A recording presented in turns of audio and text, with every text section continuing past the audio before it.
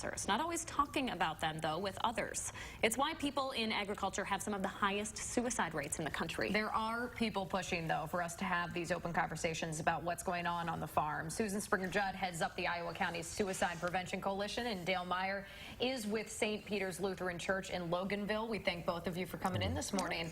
And we're talking primarily about an event. We'll tell people about that in just a moment. But Dale, wanted to start with you as to why now and what you're seeing with your congregation and your community when it comes to this issue of stressors on the farm. Well, there's always been stress on the farm. Right. And I grew up on a farm, but I'm not a farmer. But our congregation is a rural community, has a lot of farmers, and the change of all the economics in the area and the difference in farming from years back till now.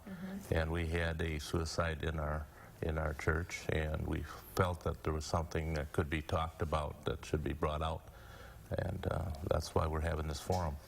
So I want to talk to you a little bit about getting folks to talk about this issue in the first place. I know I'm from a farming community, so this issue really touches my heart, but if I know those folks correctly, they're hard workers, and they're often, it's not in their nature to talk about their own problems. Right. Pam Youngke's always talking about how it's hard, if you're in a rut, to even get yourself to the events. How do you folks address that? Right, it is tough because it's cultural. A lot of us, as farmers in the rural area, have never learned from our parents how to talk and communicate and really get through things because they never learned from their parents. And what we were always taught is, you know, you put your nose to the grindstone, you keep working, you just get through it. But the one good thing that the communities can do is they help each other, and they'll pick themselves up by the bootstraps, and they'll get there.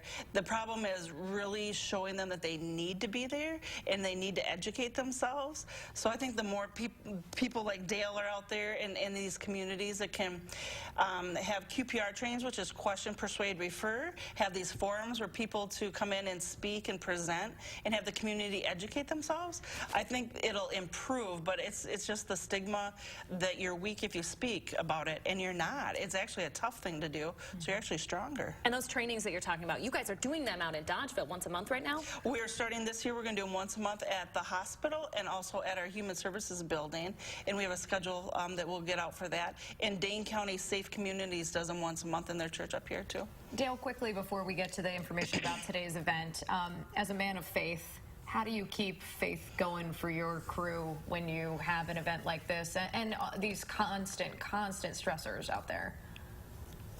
You just be moral support, be a friend, and let them know that there are better times coming. It's more important than ever to be with each other, it sounds like. It is, and don't keep it inside. Keep talking to people. Let's talk a little bit about this event that is happening up in Loganville today. I think we have the information if we could bring that up. What exactly will you folks be talking about? Tell us about that. Well, first of all, we're going to eat. Yeah, of course. Important, yes, of course. Lunch at 12, and we'll in our church basement. And we're going to have the main speaker is Suzanne, and we have a forum for anyone that wants to speak.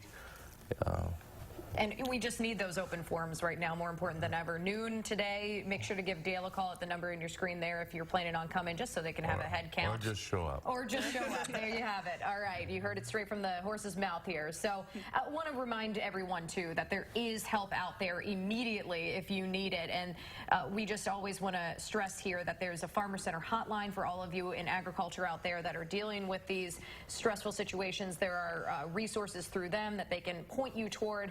And if you are dealing with some, perhaps some self-harming thoughts and feelings, there's a text line, this Hope line, 741-741. Easy number to remember if you need some support there as well. Some really great information there and a really important conversation to be having here in Wisconsin. Thank you so much for joining us this morning. Thank you. Thanks for having us and bringing awareness. Of course, anytime. All right, 6:17 right now. Each American pays more than double for their health care, that is, compared to our counterparts across the pond. At least that's what a new study is saying this morning. We will tell you why that is after the break. Before that,